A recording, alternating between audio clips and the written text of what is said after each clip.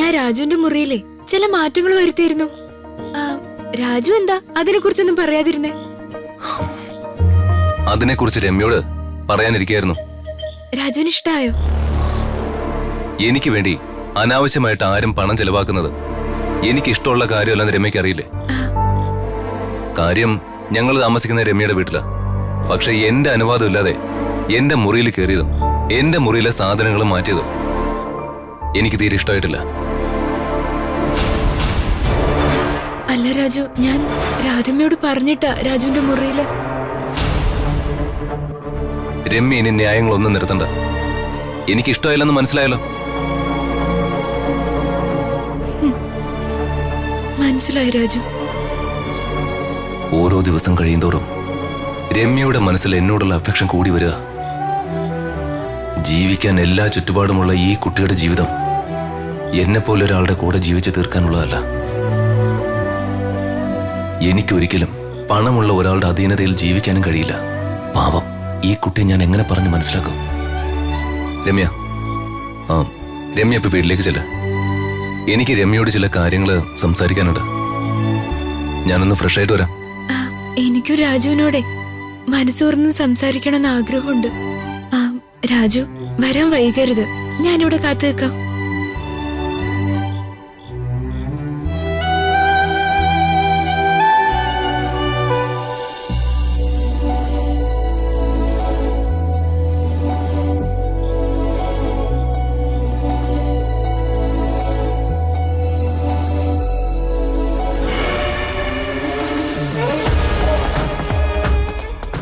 മോളെ വാ. ഇങ്ങനൊരു അവസരത്തിന് വേണ്ടിയാ ഇത്രയും നാൾ ഞാൻ കാത്തിരുന്നത്. ഞാൻ നിന്നെ നൈറ്റ് ഡ്രൈവിന് കൊണ്ടുപോകും. തിരിച്ചു വരുമ്പോ നിനക്ക് പൂട്ടിട്ട് ഞാൻ നിന്നെ ഈ വീട്ടിലേക്ക് കൊണ്ടുവരും. പിന്നെ ഋതിക എന്റെ കാൽ ചൂട്ടിലായിരിക്കും ഈ ജീവിതകാലം മുഴുവൻ. ഒന്ന് വേഗം കയറേണ്ട ഋതു മോളെ, സമയം വൈകുന്നു. ദീപക്, എന്നെ എത്രയും വേഗം തിരിച്ചു കൊണ്ടാക്കണം. ഓക്കേ.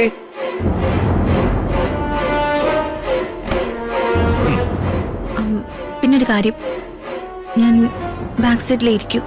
അച്ഛാ, ഹൃതികയ്ക്ക് ബാക്ക് സീറ്റിൽ ഇരിക്കാനാണോ ഇഷ്ടം? ഓക്കേ.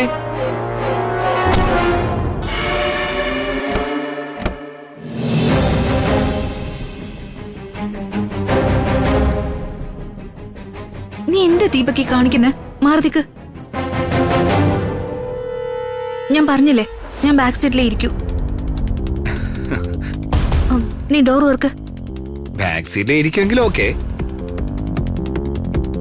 പക്ഷേ അങ്ങനെ നീ വാശി പിടിച്ച നമ്മൾ ഇന്ന് ബൈക്കിലേ പോവും.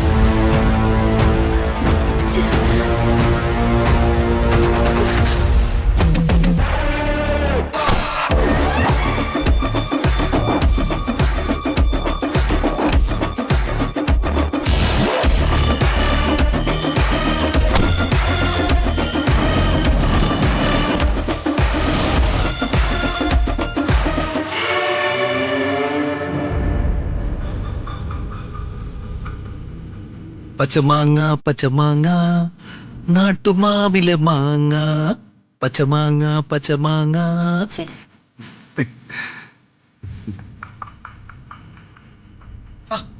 ഇങ്ങനെ നോക്കല്ല എന്റെ ഋതുമോളെ, ചേട്ടനങ്ങ് ഇല്ലാണ്ടായി പോവും. ഋതുമോൾ ഇങ്ങനെ മിണ്ടാതിരുന്നാൽ എങ്ങനെയാ? എന്തെങ്കിലുമൊക്കെ പറ. നമുക്കിങ്ങനെ ഒന്ന് രണ്ടും മിണ്ടിയും പറഞ്ഞൊക്കെ അങ്ങ് പോവാന്നേ. ദീപക്, നീ എന്നെ ഋതുമോളെ ഒന്നും വിളിക്കണ്ട. ഋതിക എന്ന് വിളിച്ചാ മതി. വേണങ്ങല്ലേ മോളെ? അല്ല, നിന്റെ മുഖം എന്തെങ്കിലും വീർത്തിരിക്കുന്നേ? കടന്നല് കുത്തിയതുപോലെ. ചിരിയും തമാശയൊക്കെ ആ രാജുനോട് മാത്രമേ ഉള്ളൂ. ദീപക്, വെറുതെ അനാവശ്യം പറയരുത്. എന്റെ ഋതികെ, മിക്കപ്പോഴും ഞാൻ കാണുന്ന കാര്യമാണ് ഈ പറയുന്നത്. മഞ്ഞപ്പിത്തം വന്നവന്റെ കാഴ്ചയില് കാണുന്നതെല്ലാം മഞ്ഞയായിരിക്കുമെന്ന് ഞാനും കേട്ടിട്ടുണ്ട്. രാജുവിനും എനിക്കും ഇടയിലുള്ള ബന്ധം എന്താണെന്ന് നിന്നെ ബോധിപ്പിക്കേണ്ട കാര്യം എനിക്കില്ല. ആഹാ, ദേഷ്യപ്പെടുമ്പോ നിന്നെ കാണാനേ ഒരു പ്രത്യേക സൗന്ദര്യമാണ് കേട്ടോ. ഹോ, പക്ഷേ എനിക്ക് നിന്നെ എപ്പ കണ്ടാലും കൊരങ്ങനെ ഓർമ്മ വരുന്നത്. ആണോ? എന്നിട്ടിപ്പോ നീ എവിടെയാ ഇരിക്കുന്നെ? എന്റെ ഒപ്പം എന്റെ കാറിൽ. നീ നോക്കിക്കോ, ഇനി അങ്ങോട്ട് എല്ലാ ദിവസവും നമുക്ക് ഇങ്ങനെ തന്നെ ആയിരിക്കും. ദീപക്, നീ ആ വീഡിയോ ഡിലീറ്റ് ചെയ്തിട്ട് എന്നെ വീട്ടിൽ കൊണ്ടുവിട്. മതി നൈറ്റ് ഡ്രൈവ്. ഇങ്ങനെ ധൃതി പിടിച്ച എങ്ങനെ അറിതു പോണേ? നീ ഒന്ന് സമാധാനിക്ക്. നീ ഇങ്ങനെയൊക്കെയാണ് എന്നോട് പെരുമാറുന്നതെന്ന് അച്ഛൻ അറിഞ്ഞ എന്താകും സ്ഥിതിയെന്ന് നിനക്കറിയാലോ. എന്താ? അച്ഛൻ നിന്നെ വീട്ടിൽ നിന്നും പുറത്താക്കും. പിന്നെ നിന്റെ അച്ഛൻ എന്നെ അങ്ങ് പിടിച്ച് തിന്നും. ഒന്ന് പോടി. ദീപക്, എന്റെ അച്ഛനെ കുറിച്ച് മര്യാദയില്ലാതെ നീ സംസാരിച്ചാലുണ്ടല്ലോ. നീ എന്ത് ചെയ്യും? Deepak, cool cool.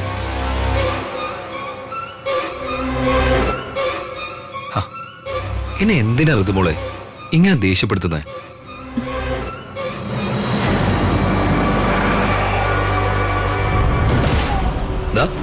നമ്മുടെ സ്പോട്ടെത്തി. വാ മോളെ, ഇറങ്ങ്.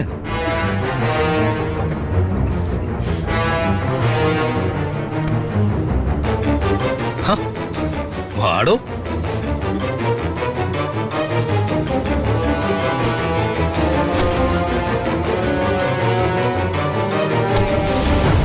വാ, അങ്ങോട്ട് നിൽക്കാം. ഇതാണ് ഈ സിറ്റിയിലെ നൈറ്റ് ലൈഫ്. നീ ഇത് ആദ്യമായിട്ടായിരിക്കും കാണുന്നല്ലേ? ഇവിടെയാണ് കാമുകി കാമുകന്മാർ രഹസ്യമായും പരസ്യമായും രാത്രിയിൽ മീറ്റ് ചെയ്യാറ്. വാ, നമുക്കൊരു ഐസ്ക്രീം കഴിക്കാം. എനിക്ക് വേണ്ട. അങ്ങനെ പറഞ്ഞാൽ എങ്ങനെയാ? വീഡിയോ ഡിലീറ്റ് ചെയ്യണ്ടേ നമുക്ക്? ചെയ്യണം. എങ്കേ നമുക്കൊരു ഐസ്ക്രീം കഴിക്കാം. ഞാൻ പോയി വാങ്ങിട്ട് വരാം. ഇപ്പൊ വരാം.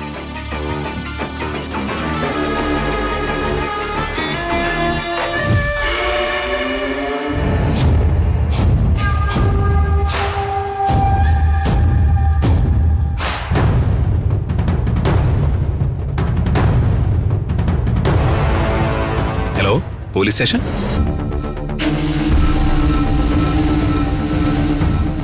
ഓക്കെ.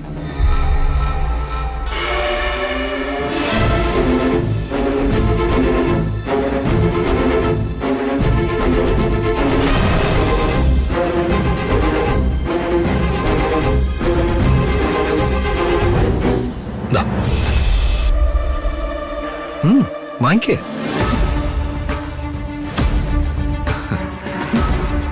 ഈ ഐസ്ക്രീം കഴിച്ചു കഴിയുമ്പോ എന്നെ വീട്ടിൽ കൊണ്ടാക്കണം. Okay, done.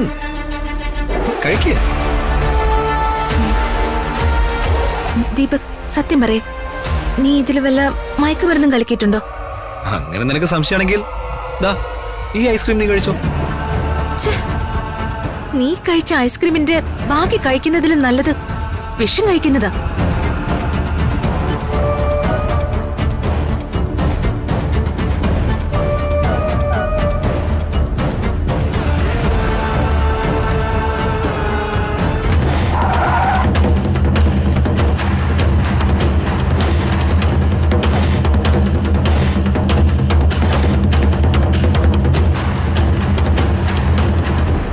നീ ഏതാടാ? ഏതാടി നീ? എന്താ ഈ അസമയത്ത് നിനക്കൂടെ കാര്യം? ഇവനൊന്ന് പരിശോധിച്ചേ.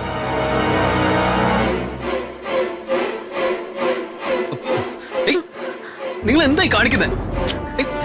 എന്നെ വിട. അടങ്ങി നിൽക്കടാ, അവര് പരിശോധിക്കട്ടെ. എന്തിന്? എന്തിനാണെന്നോ നിനക്കൊന്നും അറിയില്ലല്ലേ? ഏതായി സ്ഥലമെന്ന് നിനക്കറിയോ? ഈ സിറ്റിയിൽ ഏറ്റവും കൂടുതൽ മയക്കുമരുന്ന് ഡീലിംഗ്സ് നടക്കുന്നത് ഇവിടെയാ. നീ ഏതാടി? ചോദിച്ചത് കേട്ടില്ലേ? സാറേ, ഈ പെണ്ണ് ചോദിച്ചിട്ടൊന്നും പറയുന്നില്ല. സർ, അവൾ എന്റെ കൂടെ വന്നതാ. ഓഹോ, കൊള്ളാലോടാ. എന്താ സാറേ, ഒരാണിനും പെണ്ണിനും രാത്രി പുറത്തു വരാൻ പാടില്ലെന്നുണ്ടോ? ഇതെന്താ? ഈ സ്ഥലം ജനാധിപത്യ രാജ്യത്തിന്റെ ഭാഗമല്ലേ? ഓഹോ, ദീപക്, മിണ്ടാതിരിക്ക് പ്ലീസ്. ഞങ്ങളൊരു ഐസ്ക്രീം കഴിക്കാൻ വന്നതാ. ഞങ്ങളുടെ വീട് ഇവിടെ അടുത്താ. ആണോ? ആ. പക്ഷേ വന്ന സ്ഥലം നിങ്ങൾക്ക് മാറിപ്പോയി. ഇവിടം അത്ര വെടിപ്പല്ല മോളെ. സാറേ, കൂടുതൽ വെളച്ചിലെടുത്താലേ നാളെ സാറിന്റെ തലയിൽ തൊപ്പി കാണില്ല. വെറുതെ ഇടയാൻ നിൽക്കാതെ വേഗം സ്ഥലം വിടാൻ നോക്ക്. ഓഹോ, സാർ അത്രയ്ക്ക് വലിയ പുള്ളിയായിരുന്നു. കോൺസ്റ്റബിൾസ്, പിടിച്ച് കയറ്റി രണ്ടിനെ വണ്ടിയില്. വാടി ഇങ്ങോട്ട്. അയ്യോ, നടക്കാൻ. ഇങ്ങോട്ട് വാടി. വിടാനാ പറഞ്ഞ മാഡം പ്ലീസ് ഞങ്ങൾ വിട്ടേ.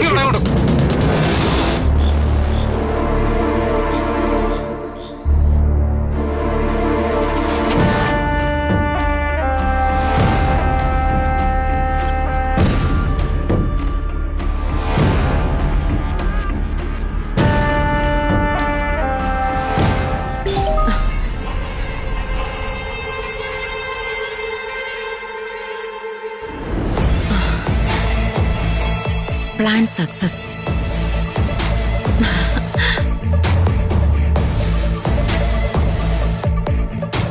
ദീപകേ, നിനക്ക് അമ്മയുടെ അഭിനന്ദനങ്ങൾ. പോലീസ് സ്റ്റേഷനിലെത്തിയ നിന്റെയും ഋതികയുടെയും വാർത്ത നാളെ എല്ലാ മീഡിയകളിലും എത്തും. ഋതികയുടെ കല്യാണ ആലോചന മുടങ്ങും. വേറെ വഴിയൊന്നുമില്ലാതെ എന്റെ അനിയൻ പ്രതാപവർമ്മയ്ക്ക് എന്റെ മകനെ കൊണ്ട് മകളെ കല്യാണം കഴിപ്പിക്കേണ്ടി വരും. അതോടെ ഈ സകലമാന സ്വത്തുക്കളും എന്റെ കയ്യിലാവും.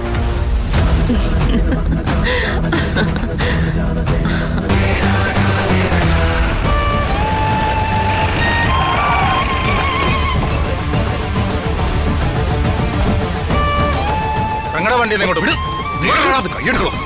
ഇങ്ങോട്ട് നടക്കണോ? പറഞ്ഞ സാറേ, ഇവനെ കൊണ്ട് വലിയ മെനക്കേടാ. വണ്ടി ഇരുന്നുണ്ടാക്കിയ ബഹളം സാർ കേട്ടതല്ലേ? നിർത്തിക്കോണം നിന്റെ വളച്ചില്. ഈ സ്ഥലം ഏതാണെന്ന് നിനക്ക് ശരിക്കും അറിയത്തില്ല. ആ, അത് തന്നെ എനിക്കും പറയാനുള്ളത്. ഞാൻ ആരാണെന്ന് നിങ്ങൾക്കും അറിയില്ല. എന്നാ നമുക്ക് വിശദമായിട്ട് പരിചയപ്പെടാം. തൂക്കിയിട്ട് അകത്തിടണോ? നിനക്ക് കേറാനെന്താണ് ഇത്ര മടി? നിന്നെ ശരിയാക്കാൻ പറ്റുമോ നോക്കണം. അടങ്ങി നിൽക്കണം. ഇപ്പൊ നിനക്ക് ബോധ്യമായി കാണുമല്ലോ ഈ സ്ഥലം ഏതാണെന്ന്. ഇങ്ങനെയൊക്കെ പെരുമാറാൻ ഞാൻ എന്താ ക്രിമിനലാണോ? കണക്ക് പറയേണ്ടി വരും. ഇവിടെ നിൽക്കുന്ന ഓരോരുത്തന്മാരും കണക്ക് പറയേണ്ടി വരും. നിനക്കൊന്നും അറിയില്ല ഞാൻ ആരാണെന്ന്. ദീപക് പ്ലീസ്, ഈ ഷോ ഒന്ന് നിർത്ത്. പോലീസിനെ ഇങ്ങനെ പ്രകോപിപ്പിക്കാതെ. പ്രകോപിപ്പിക്കാനോ? ഞാനല്ല, ദൈവന്മാർ എന്നെ പ്രകോപിപ്പിക്കുന്നത്. ഇതൊക്കെ ഇവന്മാരുടെ അടവാണ് ഋതു. എന്തിനാന്നറിയോ? കാശിന് വേണ്ടി. 10 രൂപ നിലത്തിട്ടാ നായെ പോലെ നക്കിയെടുക്കുന്നവര്. തന്റെ വില എത്രയാടോ? 500, 5000 അതോ 50,000? കേരള പോലീസിന്റെ മാനത്തിന് വില പറയുന്നോടാ. ജീവിതം തുടങ്ങിയിട്ടില്ല രണ്ടും. ഒരു ടൈം പാസിന് എന്തെങ്കിലും കാട്ടിക്കൂട്ടിയിട്ട് ജീവിതാവസാനം വരെ തൊണ്ടയിൽ മുള്ളു കുടുങ്ങി ജീവിക്കേണ്ട ഗതി വരും. ഒന്ന് ഗുണദോഷിച്ചിട്ട് രണ്ടിനെ മടക്കി വിട്ടേരാ ഞാൻ. ഇനി നീ ഏത് പൊന്നു തമ്പുരാന്റെ മോനോ മരുമോനോ ആയാലും ശരി, നിന്നെ വെറുതെ വിടുന്ന പ്രശ്നമില്ല. നീയിട്ട 500, 5 ലക്ഷമോ 5 കോടിയോ ഒന്നും അല്ല കേരള പോലീസിന്റെ മാനത്തിന്റെ വില. അതെന്താണെന്ന് അറിയണമെങ്കിലേ നീ അകത്ത് കിടക്കണം. തുറക്കണോ? കേരളം അങ്ങോട്ട്.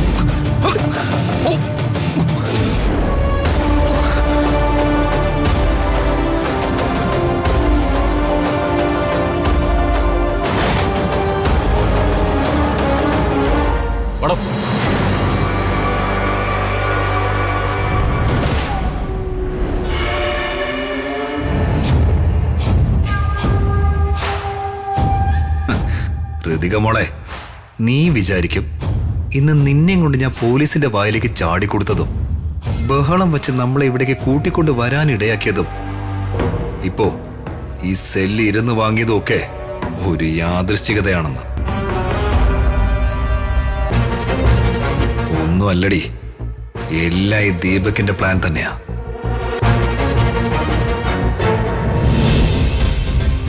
പോലീസിന്റെ കെണിയില് ദീപക്കല്ല, ദീപകിന്റെ കെണിയില് പോലീസാ വീണത്.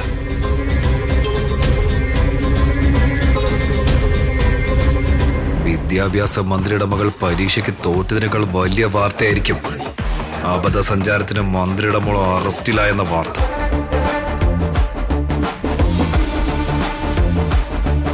പത്രങ്ങളും ചാനലും ഒക്കെ ആയി ഈ ന്യൂസ് അങ്ങ് പറന്നോളും. പിന്നെ നിന്നെ വേറെ ഒരുത്തനും കല്യാണം കഴിച്ചു കൊടുക്കാൻ പറ്റത്തില്ല മോളെ. പിന്നെ നിന്നെ നിന്റെ അച്ഛൻ തന്നെ ഈ ദീപകിന്റെ കയ്യിലേക്ക് വച്ചു തന്നോളും. നിന്റെ അച്ഛന്റെ സ്ഥാവര ജംഗമങ്ങളുടെ കണക്കെടുത്താ വരുന്ന കോടികൾ വെച്ച് നോക്കിയാ എന്റെ ഈ ഒരു തുള്ളി ചോര നിസ്സാരമാടി.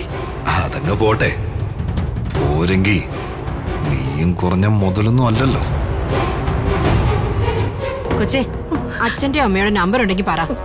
എസ് ഐ സാറിന്റെ കയ്യോ കാലോ പിടിച്ചിട്ടാണെങ്കിലും വന്ന് കൂട്ടിക്കൊണ്ടു പോവാൻ ഞാൻ വിളിച്ചു പറയാം. എന്താ നിന്റെ നാവിറങ്ങിപ്പോയോ? ഇതുപോലൊരു തെമ്മാടിയുടെ കൂടെ രാത്രി അതുപോലൊരു സ്ഥലത്ത് പോകുമ്പോ ഈ പേടിയും ഭയമൊന്നും കണ്ടില്ലല്ലോ. കൊച്ചെ, വാ തുറന്ന് എന്തെങ്കിലും പറ. എന്നാ പിന്നെ അനുഭവിച്ചോ. ഇതുപോലൊരു പെങ്കൊച്ച് രാത്രി മുഴുവൻ സ്റ്റേഷനിൽ ഒറ്റയ്ക്ക് ഇരിക്കണ്ടെന്ന് കരുതി പറഞ്ഞതാ. ആ, എന്നാ പിന്നെ ഇവിടെ എങ്ങനെ ഇരിക്കും.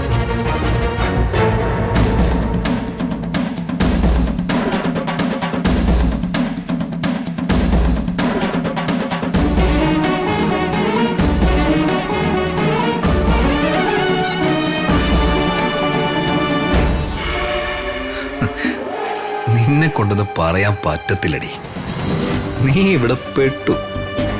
ദീപകിന്റെ വാലെ കുരുങ്ങിക്കിടക്കുന്ന കുരുവിയാടി നീ. ഇനി നിനക്ക് മോചനമില്ല.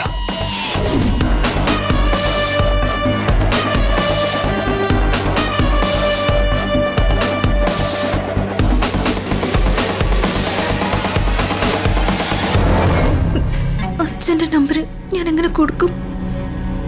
അച്ഛൻ എങ്ങനെ ഇതറിഞ്ഞ് എന്നെ പച്ചയ്ക്ക് കത്തിക്കും. ദീപകിന്റെ കൂടെ അവിടേക്ക് പോയത് എന്താന്ന് ചോദിച്ചാ ഞാൻ എന്താ പറയാ? അവൻ ആ വീഡിയോ എങ്ങനെ അച്ഛനെ കാണിച്ച പിന്നെ ഞാൻ തീർന്നു. അച്ഛന്റെ കള്ള ഒപ്പിട്ടെന്നറിഞ്ഞ അച്ഛൻ എന്നേക്കുമായി എന്നെ വെറുക്കും. അച്ഛന്റെ രക്ഷയ്ക്ക് ചെയ്തത് എനിക്ക് തന്നെ പുലിവാലായല്ലോ ഭഗവാനെ. അച്ഛനോട് കൂടുതൽ അടുക്കാൻ ശ്രമിക്കും തോറും എന്നെ നീ അകറ്റുകയാണല്ലോ ഭഗവാനെ. ഇതിനു മാത്രം എന്ത് പാപമാ ഞാൻ ചെയ്തത്? മഞ്ജുവിന് നൈറ്റ് അല്ലേ? എന്താ താമസിച്ചെന്ന് ആലോചിക്കായിരുന്നു ഞാൻ. വരുന്ന വഴി മൊത്തം ബ്ലോക്ക് ആയിരുന്നു സുനിതേച്ചി. റോഡ് പണി നടക്കുമല്ലേ. മോൾക്ക് നാളെ ഒരു 1 ഡേ ടൂർ ഉണ്ട്. കാലത്ത് എണീപ്പിച്ചു വിടണം. ഞാൻ ഇറങ്ങുവാ.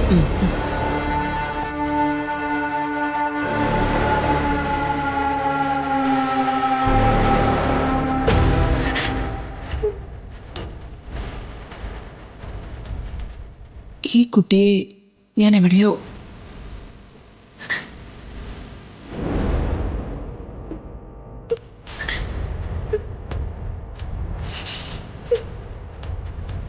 പ്രതാപൻ സാറിന്റെ മോളെന്താ രാത്രി പോലീസ് സ്റ്റേഷനില്?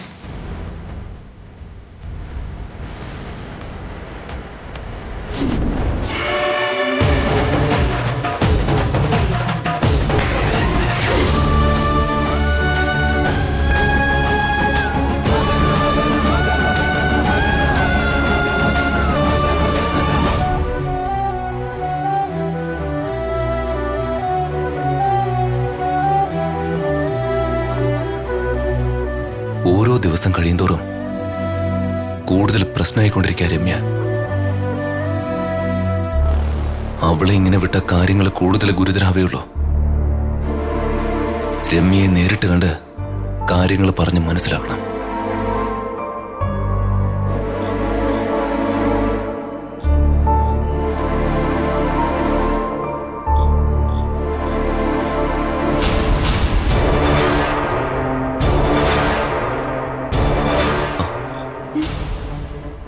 രാജു, രമ്യ ഇതുവരെ പോയില്ലേ? ഉറക്കം വരുന്നില്ല രാജു. രമ്യ, എനിക്കൊരു കാര്യം പറയാനുണ്ട്. എനിക്കുണ്ടൊരു കാര്യം പറയാൻ.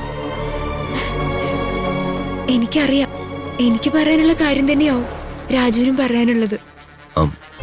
അല്ല രമ്യ ആദ്യം എനിക്ക് പറയാനുള്ളത് കേക്ക്. ഇല്ല രാജു, ഇക്കാര്യം എനിക്ക് എന്നെ ആദ്യം പറയണം. ഞാനൊന്ന് പറഞ്ഞോട്ടെ രമ്യ. എങ്കി രാജു തന്നെ പറ. പക്ഷേ ഒരു കാര്യം ഉറപ്പാ, രാജു പറയുന്നത് എന്തായാലും ഞാനത് കേൾക്കാൻ പോകുന്നില്ല. മനസ്സിലായില്ലേ? ഞാൻ അനുസരിക്കാൻ പോകുന്നില്ല എന്ന്. ശരി, എങ്കിൽ രമ്യ തന്നെ പറ.